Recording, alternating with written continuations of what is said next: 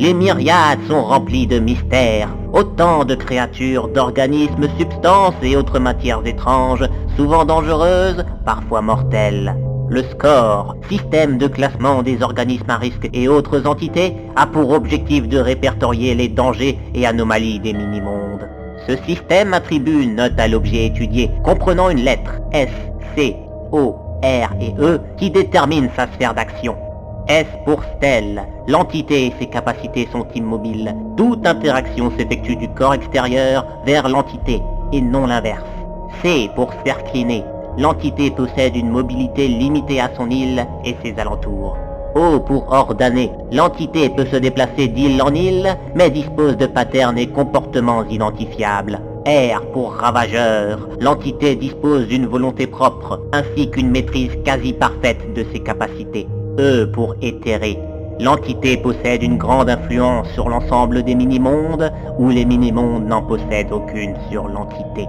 Ce système comporte aussi un nombre de 0 à 15, qui attribue un niveau de danger à l'objet étudié.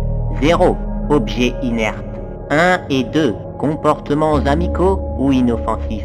3 et 4, quelques précautions à prendre. 5 à 7, dangereux dans des conditions spécifiques. 8 et 9, porteurs de préjudice.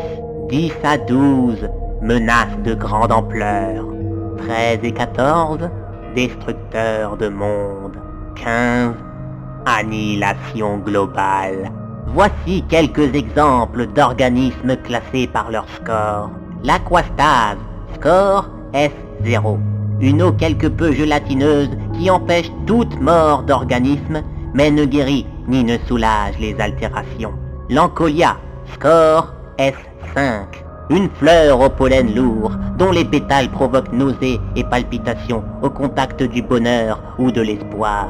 Une exposition prolongée provoque des réactions allergiques à toute sensation de joie, causant vomissements et étouffement.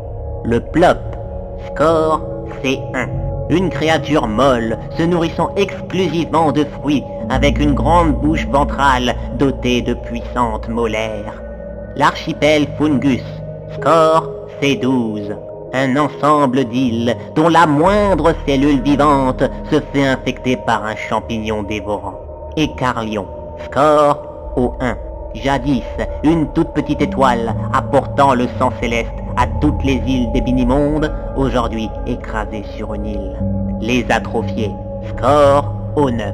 Créatures dotées de pouvoirs télékinésiques faibles flottant dans la mer de nuages. Ils envoient des impulsions au cerveau de leurs victimes, leur donnant des envies de suicide. Ces derniers sautent dans la mer de nuages et l'atrophié l'attrape avec ses tentacules crâniennes pour ensuite dévorer sa victime avec ses dents acérées. Les perce-cœurs, score O12. Créatures insectoïdes géantes et volantes, attirées par le sang et surtout le sang céleste. Son nom évoque la pointe de sa langue centrale qui perce le cœur de ses victimes pour en aspirer le sang. Depraviki, score R13.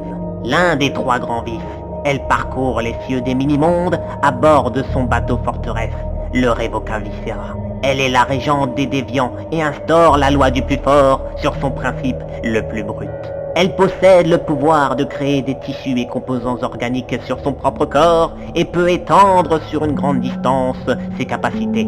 Depraviki semble avant tout chercher à s'amuser en toutes circonstances. Corellina, score R13. Deuxième des trois grands vifs, elle possède un vaisseau, l'Imperisario, qui est composé d'une multitude de cages sonores afin d'augmenter la puissance déjà dévastatrice de ses attaques portées sur le son. Corellina est l'impératrice de son équipage qui se doit d'agir avec prestance et perfectionnisme en toutes circonstances, même si en vrai 99% de son équipage est composé d'enveloppes vides de ses victimes se déplaçant avec une synchronisation parfaite via des impulsions sonores. Apokaren, score R14. La plus terrifiante des trois grands vifs. Elle traverse les myriades au sommet d'une immense banquise qui se forme sous ses pieds. Son envergure titanesque a donné un nom à ce cataclysme ambulant, l'horizon blanc. Si le mur de glace se dirige vers une île, le destin de celle-ci sera d'être enseveli par la montagne de givre. Apokaren semble chercher quelque chose de précis dans les mini-mondes. Son pouvoir lié au froid va de pair avec son cœur de glace. Arcane, score E6. On ne sait presque rien à son sujet, à part qu'elle est très ancienne et qu'elle connaît les myriades avant que les îles célestes ne se soient formées. Le fossoyeur des songes, score E11. Un mystérieux individu, souvent présent aux endroits et au moment où les anomalies naissent. Il semble avoir un lien direct avec les cœurs d'influence, mais tout ce qui l'entoure semble être simplement mythes et légendes. L'engeance, score E15. La créature, de loin la plus crainte des mini-mondes, sa taille astronomique lui permet de couvrir le ciel lorsqu'il s'élève depuis les tréfonds de la mer de nuages. Rien que son cri fait fissurer et s'effondrer les îles les plus instables, et chaque île qui sombre semble le rendre plus fort.